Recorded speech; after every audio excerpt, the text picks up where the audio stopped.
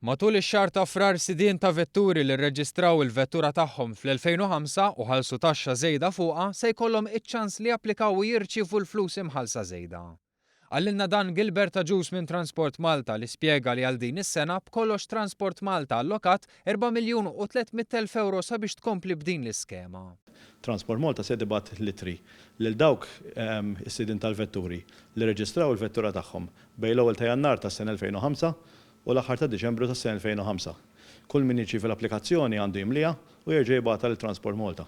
Għal dawk in-nies li kienu applikaw fit-2014, però illum ma jinstabux iktar magħna, jistgħu wkoll anke japplikaw l-eredi tagħhom u min ma applikax is-sena għaddiet ħantuh iċ-ċans li jerġa' japplika anke din is-sena. Transport Malta bdiet trott il-flus lura mħallsa żejda fuq it-taxxa ta' reġistrazzjoni tal-vetturi fl-2014. Min mistoqsija parlamentari li għamel il-wib tal-Gvern Godfrey Farrugia lill-Ministru tat Trasport Joe Mizzi, irriżulta li fl-2014 ibbenefikaw iktar minn 29,000 persuna u n-nefqa totali kienet ta' aktar minn 2,300,000 euro.